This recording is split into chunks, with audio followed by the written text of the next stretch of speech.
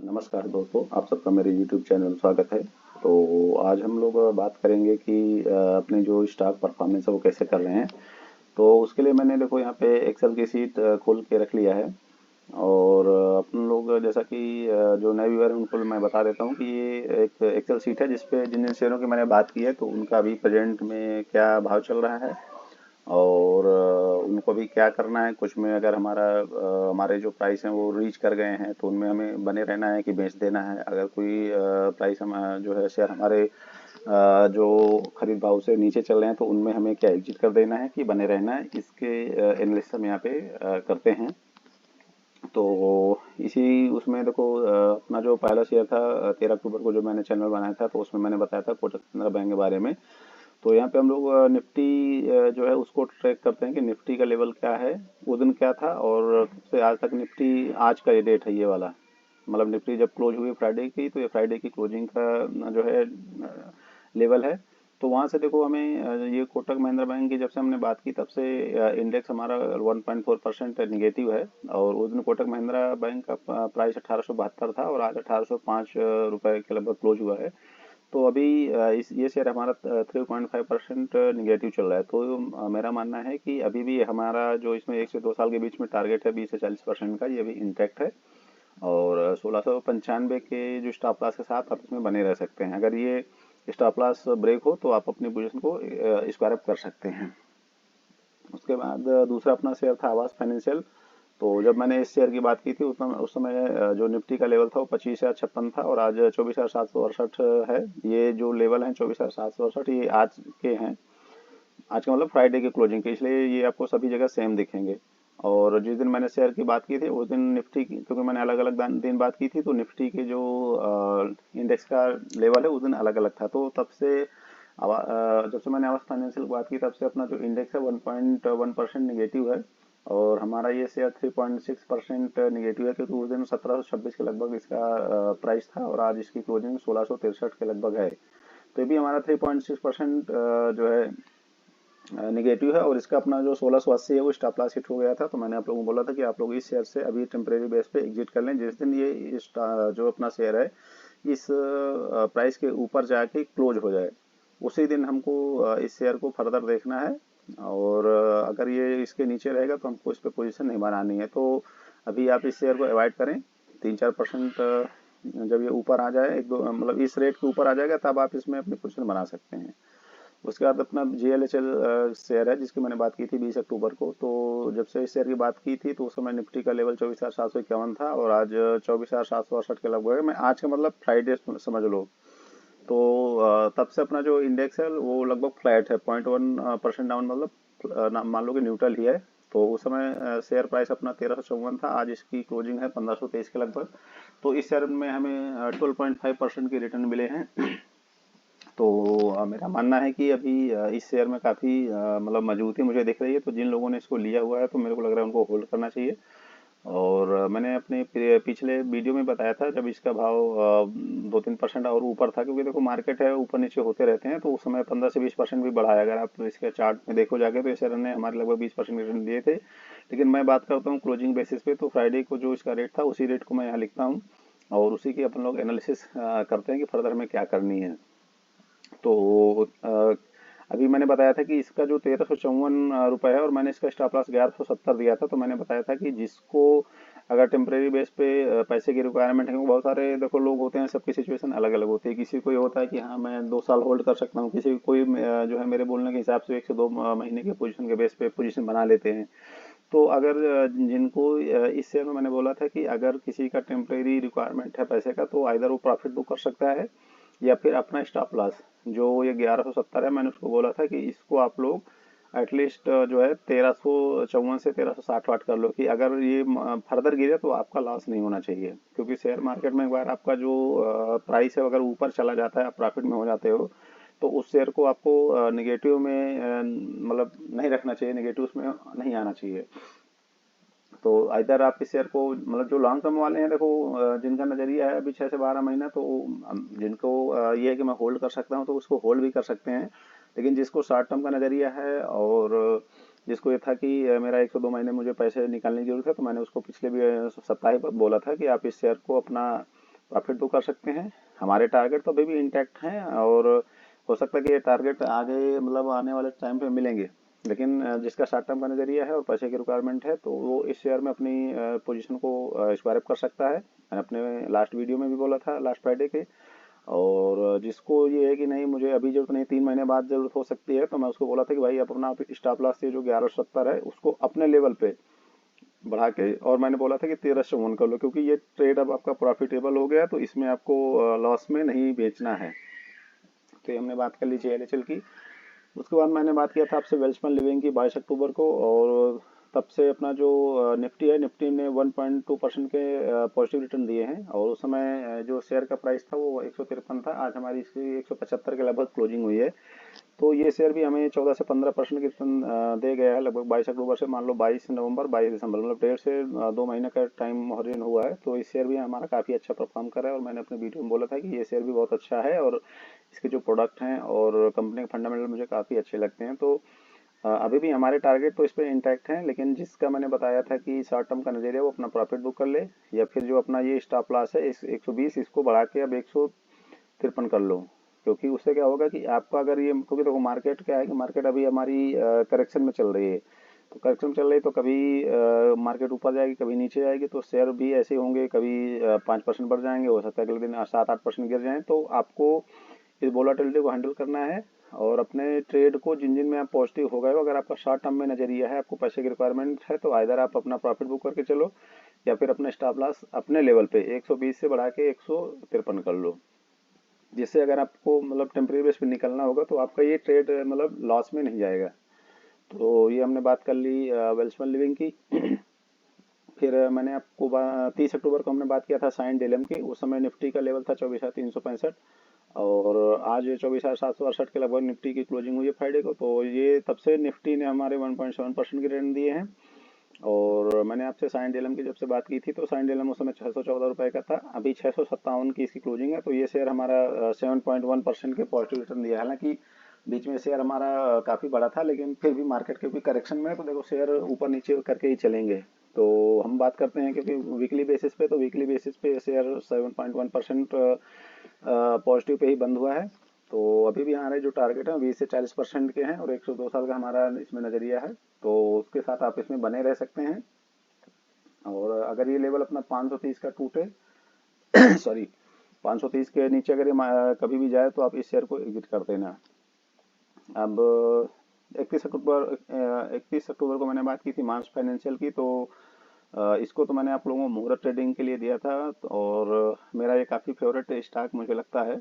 तो तब से मैंने इसकी बात की है। तो हमारा जो इंडेक्स है वो 2.2% के पॉजिटिव रिटर्न दिया है, लेकिन हमने जब बात की थी तो इसको 287 का इसका प्राइस था, और अभी इसकी कल की क्लोजिंग 266 है।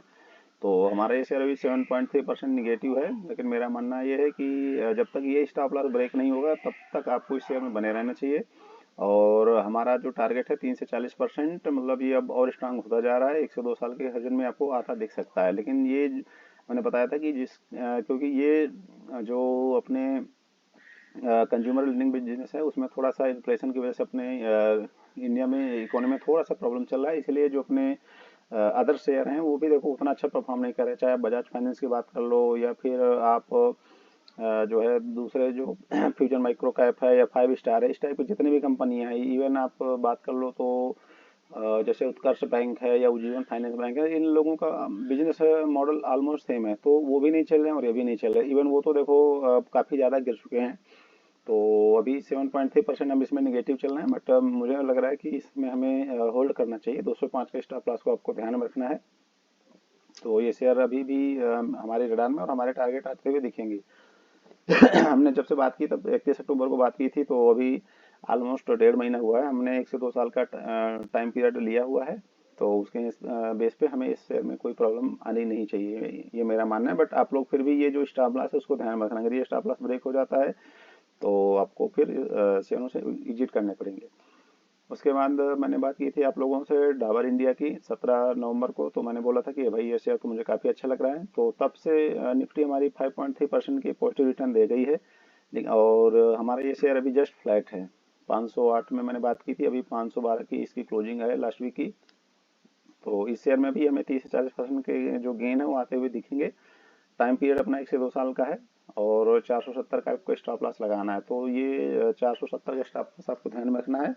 अपना जो क्योंकि जैसे मैंने बताया कि कंज्यूमर लेंडिंग बिजनेस में इशू है, रूरल इंडिया में भी अपने थोड़ा सा प्रॉब्लम है। जैसे आप लोगों ने देखा होगा कि लास्ट वीक मैंने बात किया थी कि जैसे गोदरेज कंज्यूमर है, देखो एक एक दिन में उससे 10-15% गिर रहे हैं, एचयूएल भी गिर रहा है, तो हमारा ये शेयर भी गिरा है। बट फिर भी इसका फंडामेंटल मुझे काफ़ी अच्छा लगता है। इसके प्रोडक्ट काफ़ी स्ट्रांग है, जिनकी हमारे डेली बेसिस पे काफ़ी यूज होते हैं। तो इस शेयर पे आपको मेरे ख्याल से बने रहना चाहिए। अभी हमारा फ्लैट है, लेकिन हम इसको कैचअप करेंगे, ये मुझे लग रहा है। और अपना 102 साल का नजरिया है, तो आपको टेंशन लेने की जरूरत नहीं है। आप बस इस स्टॉप लॉस को ध्यान में रखना। जैसे मैंने आपको बताया था कि ये वाला 1680 का देखो हमारा स्टॉप लॉस हिट हो गया है, तो आप लोगों ने जस्ट तो 2.5% का नीचे था, हमने अभी उस तब से इसमें एग्जिट किए हुए हैं। अब ये जब स्टॉप लॉस मैंने बोला कि जब ये इस लेवल के ऊपर जिस दिन जाके मार्केट क्लोजिंग दे दे, तो आपको इसमें फिर एंट्री कर लेना है। हाँ, अगर 1-2 दिन बाद अगर ये फिर ये लेवल टूट जाए 1680, तो आपको फिर से टेम्परेरी बेस पे एग्जिट कर देना है। तो इसी तरीके हमारे 470 का इसमें स्टॉप लॉस है, इसको आप ध्यान में रख के बने रह सकते हैं। उसके बाद मैंने बात किया था आपको 21 नवंबर को बजटमेंट के बारे में। तो तब से हमारी जो निफ्टी है, निफ्टी ने 5.5% की रिटर्न दिए हैं, लेकिन ये हमारा शेयर अभी न्यूट्रल है। तो ये ऑलमोस्ट फ्लैट ही है। 476.2 पे मैंने बोला था कि ये शेयर मुझे काफ़ी अच्छा लग रहा है, और अभी इसकी कल की क्लोजिंग 475.55 है, तो ये 0.14% निगेटिव है। अपना 102 साल का हर्जन है, तो 395 का स्टॉप लॉस इसमें रख के आप लोग इस शेयर पे बने रह सकते हैं। तो ये था मेरा जो जिन जिन शेयरों की मैंने बात की है आप लोगों से, तो उनकी मेरी आप लोगों के साथ एक रिव्यू करना था। मैंने अपनी जो थॉट है उनको मैंने आप लोगों के सामने जो है पेश किया है। और इधर देखो मार्केट ने काफ़ी इधर 17 नवंबर से 21 नवंबर, मतलब करीब करीब यस 1 महीने में मार्केट ने 5.3% के पॉजिटिव रिटर्न दिए हैं। और हमारे जस्ट 2 शेयर हैं वो फ्लैट हैं, और ये 3 शेयर हैं जो मार्केट को हमारे अभी अंडर परफॉर्म कर रहे हैं। लेकिन ये देखो थोड़ा बहुत चलता रहता है, क्योंकि मार्केट अगर 2% गिरेगी तो कोई शेयर आपका 10% गिरेगा, कोई आपका 5% गिरेगा, और कोई 5% अब भी हो सकता है। तो हमें जो नज़रिया है, हमारा नज़रिया 1 से 2 साल का है, तो हम अभी जस्ट वीकली बेस पे बात करते हैं। तो उसमें मेरे को लग रहा है घबराने घबराने की जरूरत नहीं है। आप इन शेयरों में अगर आप निवेश किए हैं, तो आपको ये स्टॉप लॉस को ध्यान में रखते हुए आपको बने रहना है। मैंने जैसे बताया, मैं आपको इसीलिए स्टॉप लॉस दिया हूँ कि देखो ये स्टॉप लॉस जैसे मैंने दिया और मार्केट ने इस स्टॉप लॉस को ब्रेक किया, तो आप अगर एग्जिट कर गए हैं तो कोई 2-2.5% का लॉस कोई बहुत बड़ा लॉस नहीं होता है। मैंने आपको जैसे स्टॉप लॉस दिया था 1680 का, 1680 का, तो देखो 2.7% का इसमें मैंने स्टॉप लॉस दिया था, क्योंकि इस कंपनी में मेरे को मतलब फंडामेंटली में मुझे कोई प्रॉब्लम नहीं लग रही थी, बट मुझे लग रहा था क्योंकि इसका चार्ट थोड़ा सा बेस टाइप का था। लेकिन इसलिए मैंने आपको बोला था कि 1680 का इसमें स्टॉप लॉस लगाना है। अब जैसे इस वाले में हमारा क्या था कि देखो स्टॉप लॉस हमने थोड़ा सा नीचे का लिया है। इवन हमने इसमें 205 वाले में जो मास फाइनेंशियल, इसमें भी हमने स्टॉप लॉस थोड़ा सा नीचे लिया हुआ, क्योंकि इनमें मतलब कुछ सेक्टर रिलेटेड थोड़ा सा इशू चल रहे हैं, तो उसके चक्कर में ये मार्केट में थोड़ा सा मतलब ज़्यादा भी गिर सकते हैं। तो हमारा स्टॉप लॉस हम उसी के हिसाब से डिसाइड करते हैं कि इस जो हॉरिजन है 1 से 2 साल, इस पीरियड में ये स्टॉप लॉस हिट ना हो। अगर ये हिट हो गया है तो हमको एग्जिट कर जाना है, अदरवाइज ये अगर हिट नहीं करेगा तो ये जो हमारे टारगेट हैं आते हुए दिखेंगे। और अभी तो देखो हमारा मतलब ये मास फाइनेंशियल थोड़ा सा 7% निगेटिव है, अदरवाइज ये 3% का अप्रॉक्सीमेटली 2 शेयर हमारे निगेटिव हैं। तो अगर हम मार्केट के कंपेरिजन में थोड़ा सा इन 3 शेयरों में 1-2% ज़्यादा गिरे हैं, तो आप अगर यहाँ पे देखोगे, जैसे हमारा JLHL है, ये करीब 12 से 15% पॉजिटिव रिटर्न दे रहा है। वेल्स पर हमारा 14 से 15% दे रहा है। और साइन डेलम भी हमारा बीच में 14-15% तक बढ़ा था, लेकिन अभी थोड़ा करेक्शन में आ गया है, तो फिर ये भी 7 से 8% दे रहा है। तो मतलब हम ये कह सकते हैं कि हम कोई मार्केट के कंपेरिजन में कोई अच्छे हम परफॉर्म कर रहे हैं। हमारा नजरिया 1 से 2 साल का है, तो हम ये सारे टारगेट अचीव करते हुए दिखेंगे। अगर ये स्टॉप लॉस ब्रेक करेंगे तो मैं आपको बताऊंगा कि भाई ये स्टॉप लॉस ब्रेक हो गए, आप निकल जाओ। और अगर आप उस समय खुद भी मार्केट देख रहे हैं और ओपन है, तो क्योंकि मार्केट आवर पे मेरे वीडियो आते नहीं है, मैं तो नॉर्मली अगर मेरे को रात में समय मिला या जैसे सैटरडे संडे समय मिला, तो मैं आप ये वीडियो आप लोगों को बनाता हूँ। तो इसलिए मैं आपको स्टॉप लॉस दिया हूँ कि इन स्टॉप लॉस को आप अपने डायरी में या किसी जगह पे नोट कर लो। क्योंकि जब मार्केट आवर में कोई बैड न्यूज आ गई, कोई प्रमोटर ने फॉल कर कोई प्रमोटर ने फ्रॉड कर दिया, या किसी सेक्टर में, जैसे आपने मैंने लास्ट वीक बताया था कि सरकार ने हमारी जो अपने आईजीएल है या एलएनजी है या अपना महानगर गैस है, उनके ऊपर कुछ गैस एलोकेशन का एक कुछ रूल बना दिया था। उसके चक्कर में आप लोगों ने देखा था कि वो शायद 2 दिन में 30-40% गिरे हुए थे। तो उन चीज़ों से आपको बचने के लिए मैंने स्टॉप लॉस दिए हैं कि भाई मार्केट आवर में मैं आपके साथ नहीं हूँ, बट मेरे स्टॉप लॉस आपके साथ हैं। तो अगर ये स्टॉप लॉस ब्रेक करते हैं तो आपको उन शेयरों से निकल जाना है। बाकी आप लोग तो मेरे अगर चैनल में जुड़े हुए हैं तो आप लोग देख रहे हैं कि हमारा परफॉर्मेंस मतलब अच्छा ही है, क्योंकि मार्केट अभी करेक्शन में है।